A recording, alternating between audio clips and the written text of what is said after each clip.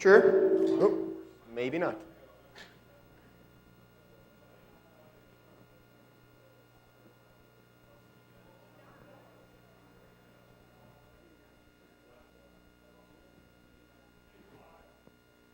Sweet.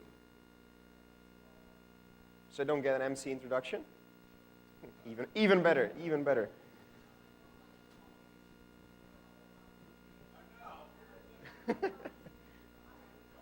Live, undiluted, undisputed heavyweight champion.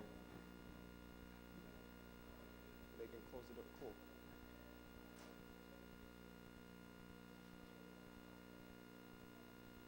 So, hello and welcome. I'm really happy to see you here. My name is Gargaj. I come from Hungary. I'm a part of Conspiracy, various other demo groups, various parties organized, came from Europe, and I'm going to summarize this little talk about some differences I've experienced while organizing parties over here in California and parties over there in Europe in various sizes, shapes, quantities, and we'll try to shed some light on some things that I found interesting and maybe offer some helpful advice in case you would venture into the insane world of party organizing and no sleep and malnutrition and eventually a heart attack probably. Now, the introduction text on the website actually said that I will probably offend you. Now, I'm from Europe, in America. I will probably offend you. That's pretty much a given. The thing is, and I'm going to start with a little anecdote on why I'm pretty sure about that. You know about NVScene. We did this little part. Oh, I said the N-word, sorry. Yes, N-word. The block party where the N-word is a different thing. I want to start with a little anecdote. We did the NVScene. We did a little seminar with Gloom and Steeler, friends of mine. And at some point, for some reason, we wanted to reference a Polish coder who I will leave tactfully unnamed at that point. We were referencing him for some reason, and he wasn't there.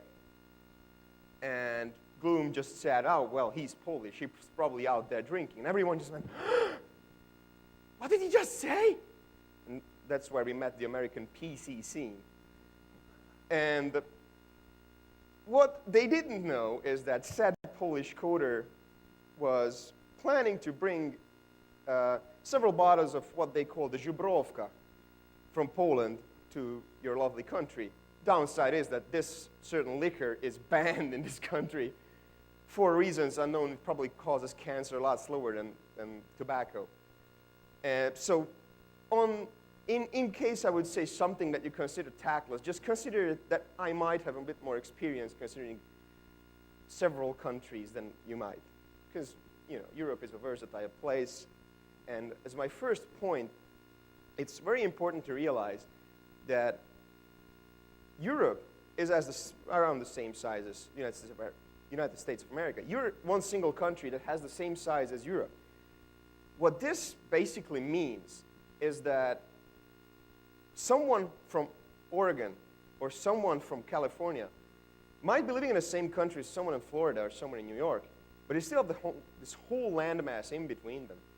And that makes a lot of complications. I mean, in Europe, you realize that if you're living in Portugal and you have a friend in Estonia, you're not going to see them each other that often because you're in two different countries, two different languages, currencies, and all that.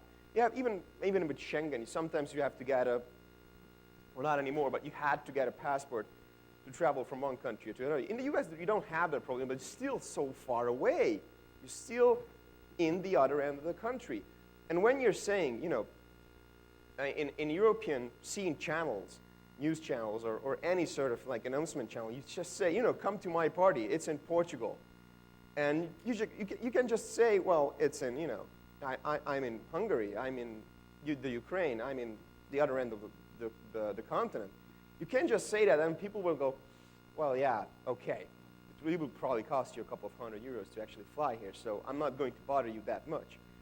In the US, I kind of felt for so far that maybe given the number of parties you have, which is, you know, 1, 2, 3 at most at a year, or events you have, you can't really feel that kind of excuse. Because if you have a party in California, You just say, you have to come to California, don't have many parties, even if it costs, an arm and a leg to actually travel across the country for that. So for some reason, I felt that the US doesn't generate an excuse when you have a party all around, the whole continent. Even if it costs, that amount of money, you still feel obliged to go, and it's great. And that's great, even if it breaks people. But that's the landmass itself is really important. And because of that importance, I think this country is a really good soil for more demo parties.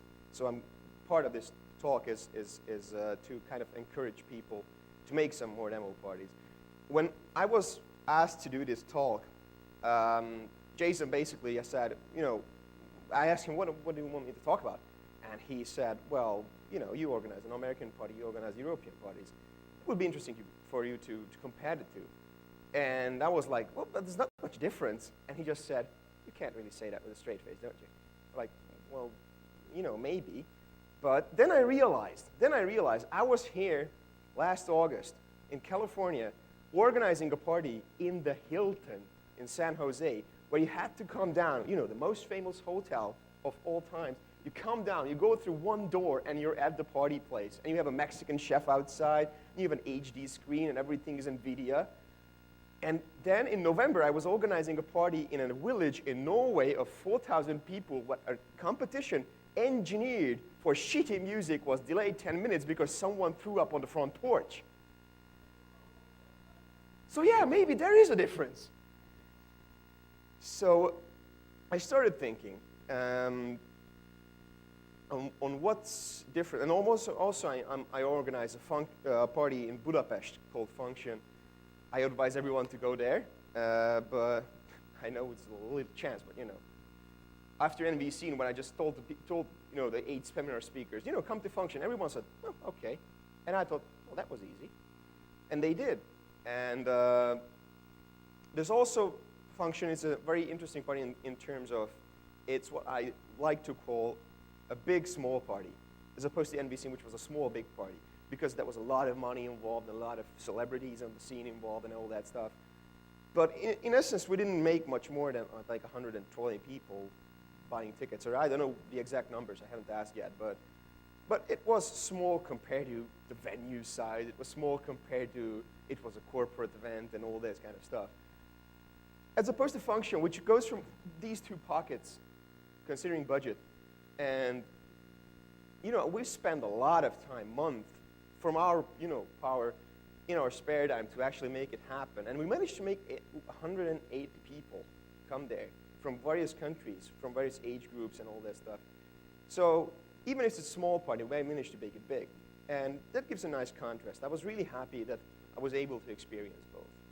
Now, budget is an important. I mentioned the word budget before. I asked a couple of guys here who have been to earlier North American parties. Now, it appears that I think up until 2001, 2002, the NAID series, which were probably still the most well-known, I guess, Blockparty excluded, it's probably still the most well-known series here in America. They were held in like universities and all that kind of stuff. So they kind of had that European nomad vibe to the housing itself. As opposed to, I think from 2002 on, when was the first pilgrimage? 2002, right? Sorry. So 2003, 4, 5, when this kind of hotel party took over, the whole hotel party concept, when you try to disguise your demo party as a developer conference, and everyone's howling daiquiris in a suit, and in the end there's a competition and all that stuff, but it really isn't the same kind of free-for-all youngster hacker thing. And I'm really happy that NOTACON is really so loose so far, or I guess it will continue even looser when the bar opens. But I enjoy that a lot.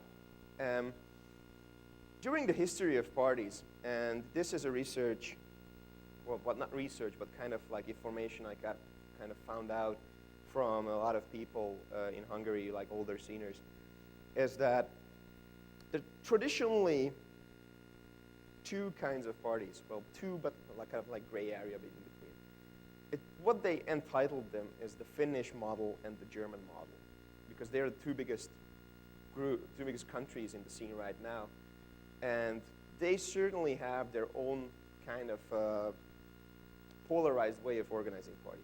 The Finnish way, probably the most well-known is assembly, is the way that you just want to make a big party, whatever it takes. Just make a big party, and if you want, you involve external forces. You won't involve external people. You might involve gamers or standard artists, computer art, like machinima, or even hackers. Basically whatever it takes.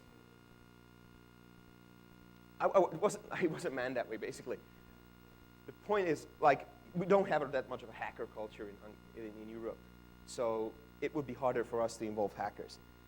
It's just that there we have a lot more gamers, so gaming parties are really big. And Assembly did that. They started as a pure demo scene event, and they kind of evolved into this huge 4,000 people gaming event with demo scene attached. They're still demo scene organizers, but obviously can't deny that you have 4,000 gamers and 200 demo sceners. It's part of the infrastructure. They have to pay the whole somehow, so they kind of balance it out. But they are really respectful for us, and that's kind of the Finnish way of doing a party, like the traditional Finnish way. I'm not saying there are Finnish parties, like all Finnish parties are like that. But it's also like the alternative party, where they basically say the demo scene is also just one of the things, and we have computer artists, we have standard artists who do like sculptures and music, and even chamber music and all this kind of stuff. And they do it, and sure, the organizers are stemming from the demo scene, but they branch out. And they had Front 242, one of the world's most famous industrial bands from Belgium, perform in Helsinki for the first time at Alternative Party. And, I mean, that's like as big as it gets. But it's still, partly demo scene, and partly art, and partly computer. It's just that they took the demo scene definition really loose, and they expand on it. And it's great, and it's really enjoyable. I recommend everyone to try it. The other model is the German model. The German precision and everything. They want it pure, like really pure. If you're not a demo scener, you can come in, you can check it out, but do not do anything else. This is our party. You follow our rules. That's the German model. They've been doing this for Mecha Symposium, for Evoke, and you all know Breakpoint. We all know Breakpoint. It's a pure scene party, 800 to 1,200 people. It's like big and really big, but you can only pull it off if you have your user base. You have to be purist. You cannot let anyone else. You obviously have less visitors than at the assembly. You don't have 4,000 people. You can get 1,000, you're happy. Breakpoint is the only party that can pull it off. But that's because they've been working really hard and they compromise none. So that's like the German way of partying. I think in Hungary, in our country, the Finnish way of partying was really prominent from around 93 to 99, and then we kind of adopted the German model instead, because parties became less fun. And that's an important point to make. Why is a party less fun if you have other cultures? I mean, this is fun. You have hackers, you have demo sceners, they have all the same motivation, make something awesome. And it's great. And that's because those two cultures have respect for each other. And they have common ground and all that stuff. But the important part when you're making a mixed party is that you have to have your people to be able to diplomatically work it out. And also, if you're a demo scener, you want the demo scene to have that respect. You want that to have that certain area you're building on to be intact. You want your demo scene to still remain demo scene. And I had a lot of interesting talks with American and European sceners. And I'm going to mention something that's probably a faux pas here, but when we were organizing NVScene, you can't imagine the flack we got. It was like, wow, you're doing a commercial party. You're selling the demo scene. And after we got the paycheck, we started thinking, yeah, maybe. But the important part was that, and I talked to Gargaj a lot with this, and he tried to explain his point and tried to explain mine, And I just realized that it's one of those Europe versus America things that we probably will never understand. We have different fears in those two continents. In Europe, when you're organizing an event, the thing you fear the most is that your lieutenants, assuming you're the main organizer, because let's kind of raise that hypothetical situation. You're the main organizer, or at least one of the board members or whatever. What you fear the most in Europe is you're organizing something and it gets out of your control and goes somewhere else. You're making a demo party. You have all these people on your hand, and you realize that, their respective managed areas are getting out of hand. And all of a sudden, it takes only 1 year or two, and you realize that the demo scene is getting in the back, in front of, behind all these other things. All of a sudden, your party that you built is suddenly a gamer event. As opposed to America, where you have this fear about corporations. Is it how Gargaj explained it? I'm trying to remember his exact words. That corporations tend to do this tactic of embrace, establish, and then extinct, or something like that. I think that this exact term, they use it from Microsoft a lot, that they kind of like adopt the standard and then change it and then destroy it. I don't know if, I can't cite examples, but I know I read it on Wikipedia about this.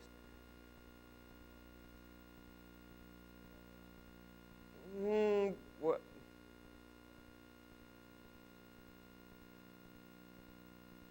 Yeah, I think that's the most prominent example.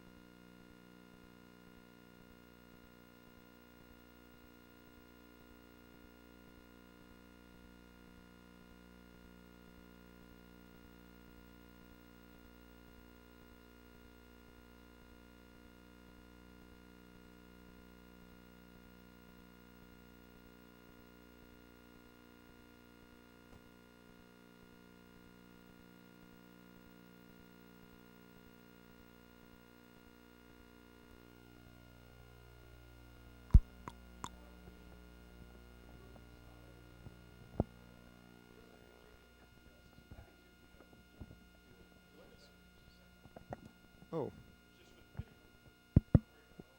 But it doesn't have sound. Oh. Oh well. Oh, nice. Something I can show my grandchildren so they will never take me seriously again. So, the important part for us, at least at NVScene, was that what we say is what's going to happen. They can pitch in, they can do the technical stuff, they can build the infrastructure, but we're not going to let we're not going to let our ways go. And if we want something and it's possible, when we know it's possible, then it's going to happen. So that's the way we went in, and we had no problems with corporations. Even think about Breakpoint. It's like the most purest demo party ever seen. But still, they have, they had Intel, they have NVIDIA, they had 20th Century Fox, they had, big corporations. They had no problem with it because they just, put the sponsorship deal out and say, this is what we want. You can contribute in this, but you're not changing the rest. So is there a grassy knoll here somewhere? Is this going to happen often? Hope not. So anyway, I found this really important to point out that I think this is a cultural difference. I think we all can agree on that. That in Europe, we're more laid back and we're more afraid of ourselves as people involved, because there's nothing worse. There's outside force and inside force that changes your path. And you're more afraid of the outside force. You're more afraid of corporations coming in and pushing something out of their designated way. We're much more afraid of someone taking over the steering wheel as soon as we're not paying attention. And we've seen that happen. Europe generally has a lot of parties which are mixed, like gamer versus, creative art things. We had the party, that's the name TP, the party in Denmark. The demo scene organizers just stopped caring and walked out, and all of a sudden the party that went, 2001 was fairly horrible, 2002 was even worse, and in 2003 I don't think it even happened. They lost focus, but because the demo scene is really important, demo sceners get things done. Demo sceners really want to get things done, and they do, because they have this, heart and soul for the whole thing. They just want to push things, and they can get things done. As soon as they walk out, you're going to have problems. The same thing is, well, that's not the same thing. Luckily, not many parties have met this end. USkull is still holding on. DreamHack is kind of gone, basically. They still have like demo scene competitions, but you would rather chew your own face off than watch that shit. And they, however, they have like 2 parties a year, and only one is like marginally demo scene related. And they only have a wild competition. All the entries are consisting of like 14-year-olds filming each other, flipping off people on the street. It's not really pleasant to watch, because they let it go. They could have had this huge party in Sweden with insane amount of good releases, just like Assembly does, just like USkull does, just like The Gathering does. But they didn't care. They just let it go, and that's how it ended up. And no one cares about DreamHack anymore. The Gathering is an interesting case. I have a lot of friends at the Gathering organizers. Norwegians are fantastic people, and they're like basically imagine. It's okay. Imagine this truck going down the cliff and like 2 people trying to pull it back, and that's the Gathering organizing. They are trying so hard. They're trying really hard to make this work, and I'm really rooting for them to make it happen. And one day I hope I can go to the Gathering. It's more of a technical thing because it's at the same time as Breakpoint, and I've been to 7 Breakpoints and I'm missing one. So it's like bad timing, really. But as soon as there's a chance, I'm going to the Gathering as well, because I'm really friendly with those guys, and they were fantastic. And Assembly is an interesting case because a lot of Finnish sceners kind of like disown Assembly for being so commercial and so big. But it's still, if you think about it, it still brings every year a fairly good amount of good releases. And I enjoyed the last Assembly so much. It was one of the best assemblies I've ever been to. It was I've been going for since 2004, and it was a lot of fun, because that was the year when I felt like they actually cared a lot more. Sure, they had a lot of mess going on. I mean, as in the last 12 months, all the parties have been messy. Crisis and a lot of personal stuff. But Assembly was great. I loved Assembly. I think it was fantastic. And I think I hope I can go this year as well. So it's very important not to lose your ground contact, not to lose focus. If you're organizing a demo party, organize a demo party. Do not organize something with demos. Organize a demo party. There are ways to do it. There are traditions to do it. You have to remember what you're doing. Now, I've mentioned budget before, and I kind of like wandered away, which kind of happens with me sometimes, but budget, it's really important. I talked to Jason at NVScene and asked about him, like, what's the budget of Blockparty?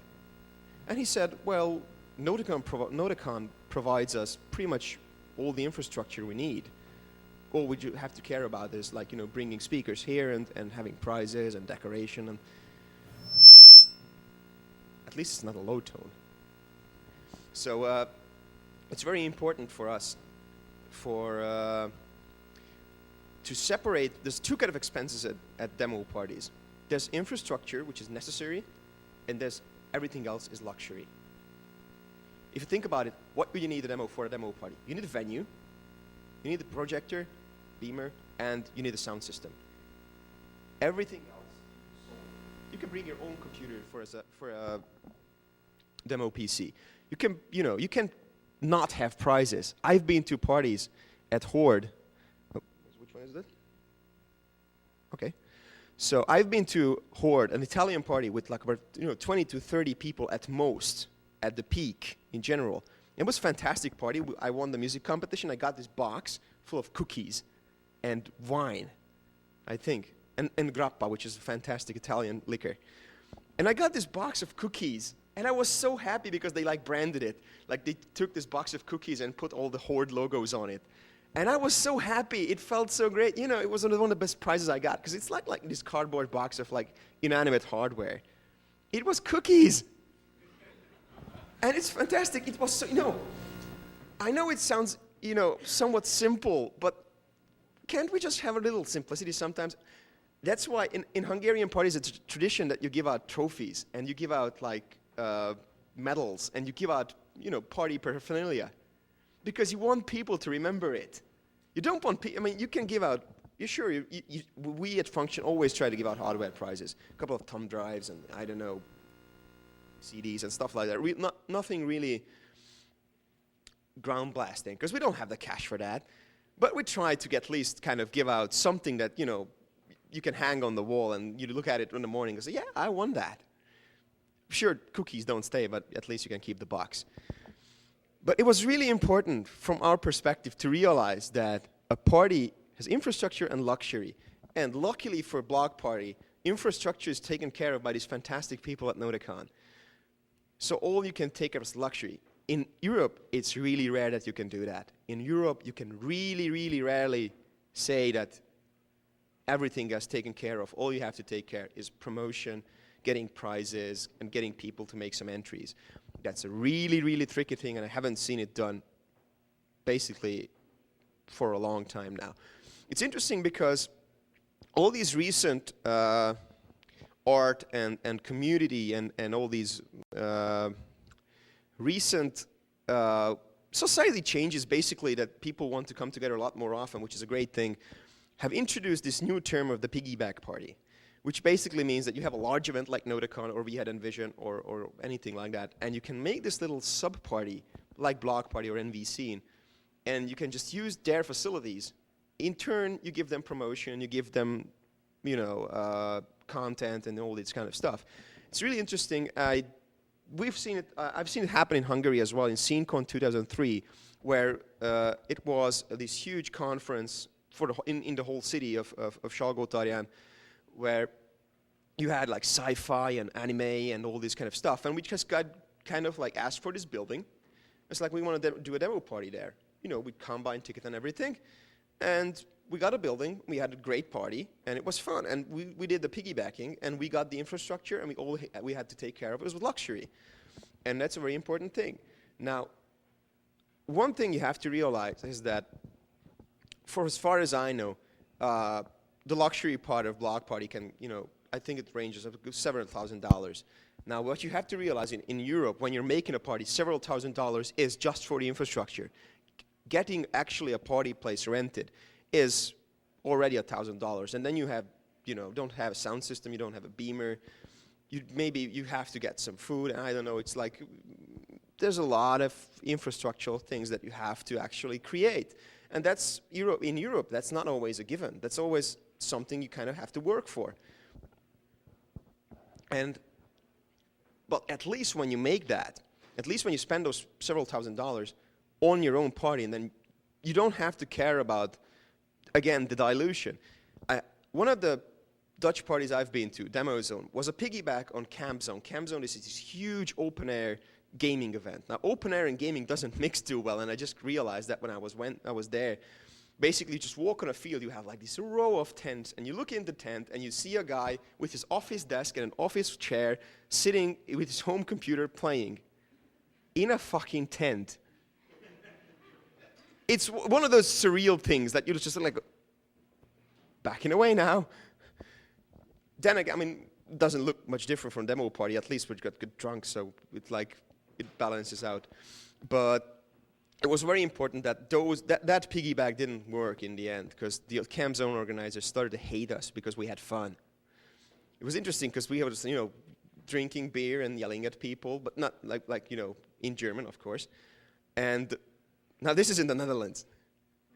And for some reason they got pissed at us and actually managed to lock us out from the main hall during the night. Now the main hall was the only actual building at the place that was actually had like, you know, solid walls and stuff like that. So it was probably the only place didn't freeze to death when you wanted to sleep, but he threw us out, and he threw us out in a tent in the middle of the field with mosquitoes. Now, they said it was fire regulation, and I know it was bullshit, because we did the same thing the last year, and we did the same thing the last 2 nights. So the third night, they just threw us out, and it was really pissed off, and that party never happened again, at least not as Cam Zone. I'm still hoping it comes back one day. So that was a bad bargain, and you can make bad bargains, and of course, you just have to realize bad bargains. But it's important to realize that in Europe, you always spend a lot more on your parties than in America. At least, in America, it's more logical to make a piggyback party, because you're so spread out, it's so hard for people to get there, and they will get here. There's no problem, at least for AMSO. I mean, I was really happy with NVScene. It's an amazing turnout. It was way more than we expected. Okay, we were scared shitless, but still, it was way more than what we expected. But still, you can only aim, 100 people is already tops. 100 people is already amazing.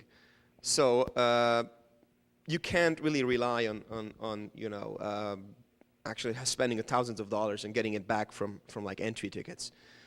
At least traditionally, demo scene parties are trying to keep the entry fee low, and just almost as a significance thing, like saying what you're paying is actually just making the party happen and nothing more. So unless you ask for, I don't know, $120 for an entry fee, which for a pure demo party that's not a piggyback should be pretty tough, then you're not going to break even. You're going to lose a lot of money, and that can discourage making another event. Now, it's also very interesting, and I'm going to tie in a couple of other countries here, the way or the motivation people go to a party and people organize a party. And it's been really interesting for me to see that. See, the word demo scene consists of 2 things, demo and scene. It consists of demos, art, stuff you make with your computer, and there's the scene. It's essentially about demos and people. And there's 2 fairly distinct things. I like to say that the people are very important, because without people there are no demos, but without demos, people are just, hanging around at home. They don't meet. So it's equally important, I'd say. But considering the demo party angle, you have to realize that people are extremely important, because that's what the demo party is for. And I've had the luck to talk to a Japanese scener who was at Breakpoint last week, which is probably history, that actually someone from Japan actually managed to travel to Europe all the way just to have fun. And I asked him, why do you think it's so hard for Japanese sceners? There's no Japanese party. There are only online parties. Why does that happen? And he said, I don't think Japanese people like to party. And I'm not sure what he meant by that, but I guess it's also like they don't really want to meet. They just want to do stuff. They don't feel the necessity to actually know the face, the person behind the four-letter nickname. They don't really want to know that. They just want to, release stuff and maybe win, maybe not. They just want to do demos. They don't actually want to get to know each other. Now, it's really interesting in my experience here and at NVScene as well, is that Americans have no problem with meeting up, but they also don't really want to party. At least they don't pull it all the way out like Europeans. They don't end up like, really shit-faced in some, storage room. They just, they just want to meet up, and they just want to, hi, nice to see you again in 6 months, maybe. They're really reserved. And I'm not blaming that on the age limit. I would love to base that on the average age of European sceners and American sceners. I mean, I think it's close to 30, the average age. I think that would be a good guess. But still, the average age is close to 30 in Europe as well, except those people around 30 or over 30, they wake up under the table anyway, and they had the hotel. That was one of my best experiences, or like funniest at least. I wake up under the table, of course, because I don't take hotels. I'm not that old. And, I climb out of my sleeping bag, and under the next table, the brainstorm guys are like waking up. It's like, fuck, I had the hotel. And they don't have a sleeping bag. They don't have jack shit. They just woke up under the table, and they don't remember getting there. And they're over 30. Brainstorm is a group where all demo sceners go to die. Literally. Word is here. You know Word. He's in Brainstorm. Just tells a lot. I mean, come on. Brainstorm. Okay, I shouldn't go out on a limb on Brainstorm here. It's going to kill me. But, I mean, they have an Academia Award winner now in the group. Duh. But it's interesting that even people in Europe, when they get old, they don't necessarily have the problem. Sure, they might take a hotel, but they might not. You know, they don't usually. I mean, inflatable mattresses should be good enough for everyone, and they have no problem with that. And I keep thinking, why is that? Why that's like that? And I was actually making some sort of like conclusion that a lot of the computing histories in those both continents, in Europe and America, must be coming into play. I mean, I'm not sure about the actual computing history or computing culture history here in America, but in Europe what I see is that people would die for their fucking 8-bit computers, and I shit you not. They would kill for it. They have tattoos of like Commodore and Amiga, and they would, you know, people told me that they taught their children their first word was Amiga. And that's scary, but also kind of awesome. I mean, I don't want to know the kid when he grows up, but still. And that kind of gives you this amazing edge of culture, and that gives a dedication, and that gives you a heart. And that kind of explains why someone at their, you know, you all heard of Truck.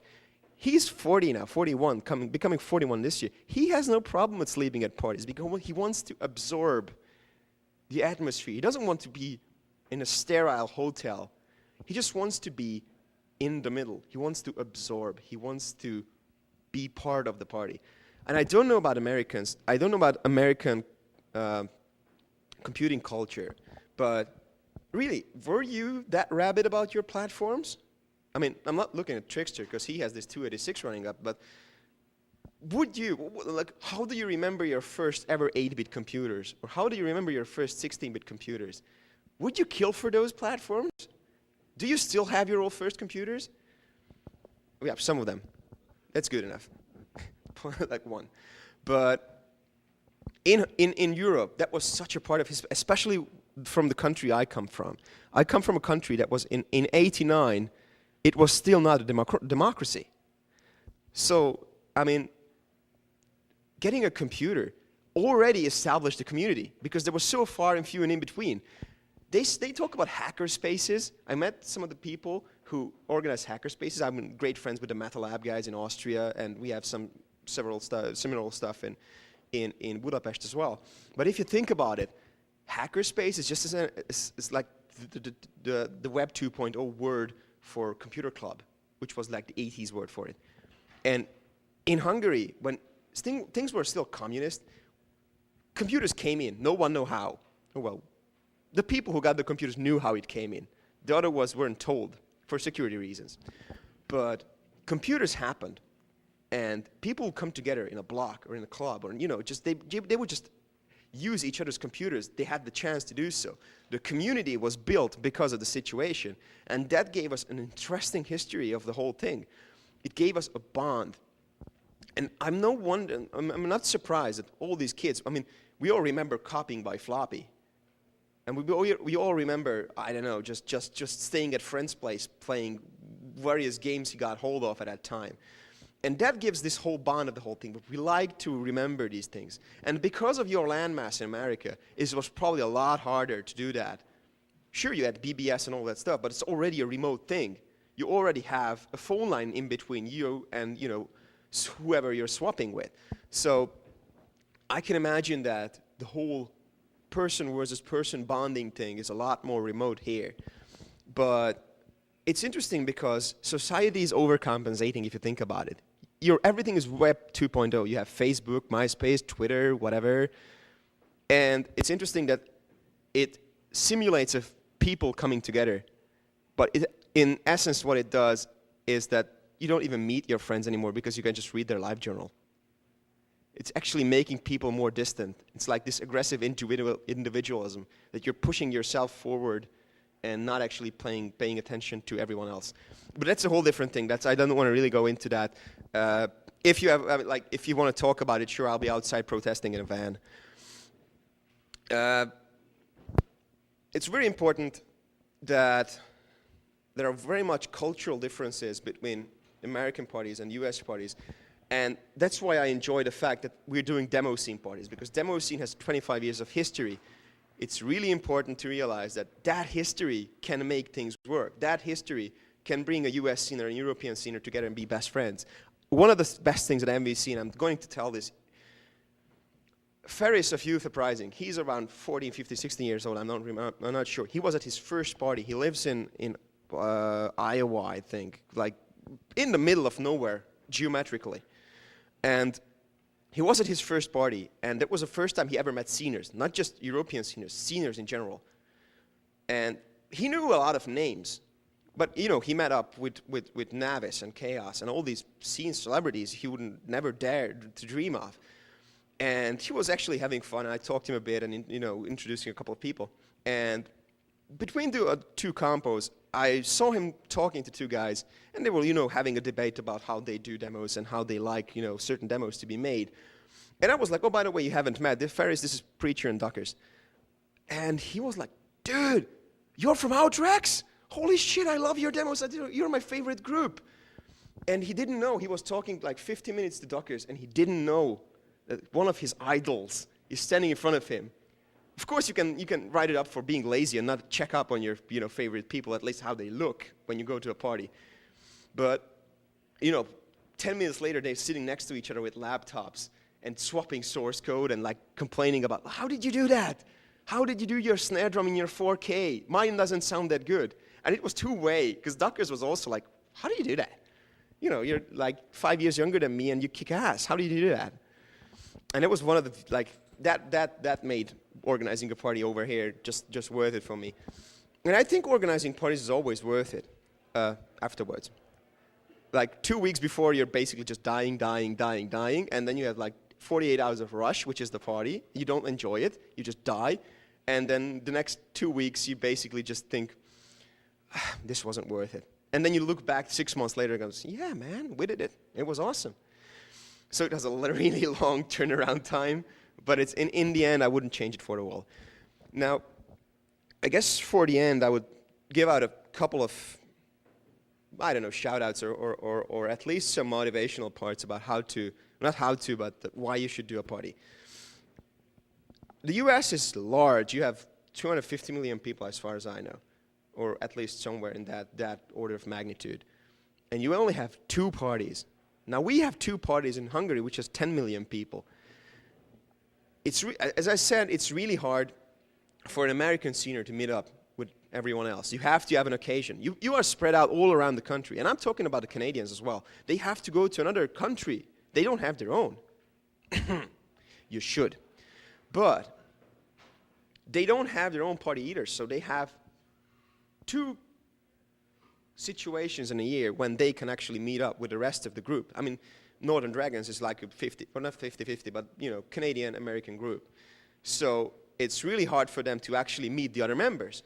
Give them more occasions. They will be grateful. Trust me on this one. There's nothing more grateful than a senior who only has a couple of chances a year to see each other. And if you give them a good soil for actually meeting the others, they will make the best demos you've ever seen. Just because they think, this guy made us, meet each other again. We should really honor that by, bringing out the A card and, just kicking ass. And that's what makes good demos. This is the opportunity. And I would really encourage for people to make demo parties all around the US. I mean, there's been one in the East Coast, one in the West Coast, so it's kind of like, you need one in Colorado or somewhere. And I would really appreciate if more of the US seniors would show up at European parties and absorb that.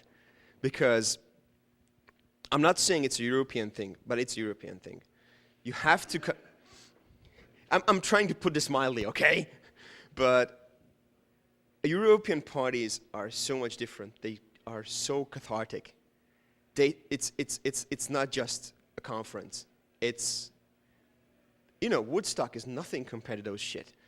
It's one of those things that you just remember. And those people, and I'm looking at Phoenix, who has been there, I think he can underline my statement about how, how much of a life-changing experience it can be to be at Breakpoint and to see debris being played in a competition live, and all of a sudden it ends and 800 people go fucking bonkers around you and they tore up the building with the screaming and the standing ovation. Never seen anything like that. I wouldn't change it for a world.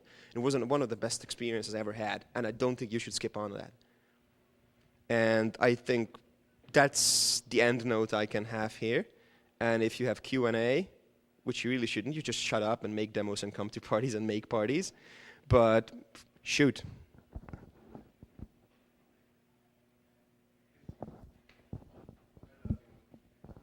Do we have like another one?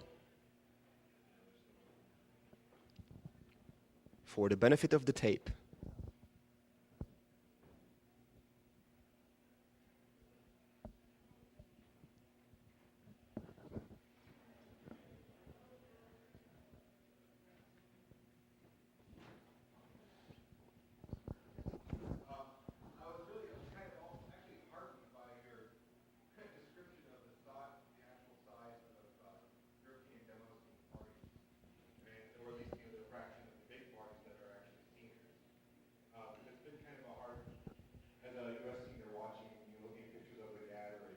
Mm-hmm. Knowing that a lot of them are gamers, but not knowing that number of the 200 are seniors, and of course I've been to US parties over the last 5 years. Feeling down when we had a party that that could be 30 seniors and feeling down at that. But now I'm a little giving you some good perspective there. Not you shouldn't feel down. If you have a small party. I said horde was 20, 30 people at most. 20, 30 people, that's less in this room. But we still had an amazing party because we went there because we had great friends there. We haven't seen them for a while. We just said, we have a car, let's go. And we went there. Now, about larger parties, Assembly might have 4,000 gamers and 200 seniors, but those gamers respect the demo scene. Those gamers turned off their monitors when the compo is running. They have to, because the compo won't run otherwise, but that's a different story. But they also, like, if you show you're a demo senior, some of them will come up and ask questions. Like, if I want to learn coding, where do I start? If I want to, what kind of tools do you use? And all this kind of stuff. So that's amazing. I don't know about the gathering, but considering they always have like 10 demos, and that's Norway only, I think they're doing something right. What do you think there's truly a concept of a critical mass when it comes to the social gathering, the demo party? Do you think there truly is? Well, critical mass for what? Critical mass of people to make something fun or exciting. I don't think so. I think it's a critical selection of people. I think in the US you have to find the people who can make a party good. I think that's one of my lucky things that I had with Function, is that one day I just realized, why isn't anyone from Poland here? And I just, rang up a few Polish friends, want to come over and party? And they said, yeah. And, the party mood curve just, went through the roof because they know how to party. They brought 15 people from Poland, and all of a sudden they loved the party, they had a lot of fun, and they just rose that intensity level of the party. And I'm thinking, jackpot, I made it. Parties are fantastic now. So I think you have to find who the people are who make this party intensity come up. Because if the party intensity is up, then a lot of people will think, yeah, this is actually really cool. I'm coming back next year, no question. And of course, it's all different for everyone. It's different. For some people, it's the releases. For some people, it's the booze. For some people, it's the facilities. For some people, it's the seminars. Everyone has their own little perk of what they enjoy at a party. But there's something for everyone. And it's all trial and error, really. But there's always something. And you have to make sure that everyone enjoys your party. And you have to make sure have to find out who are the people who can attract the other people.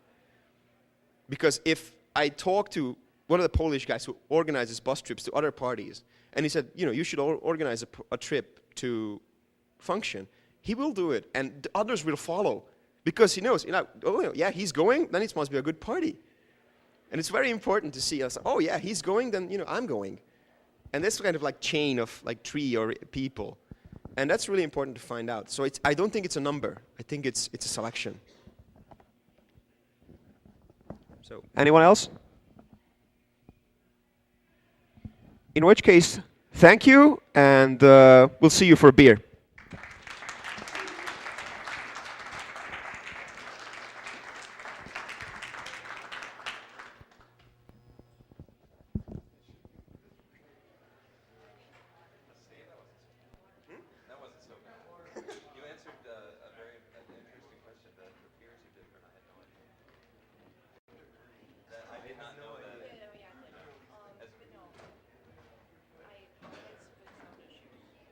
It's okay.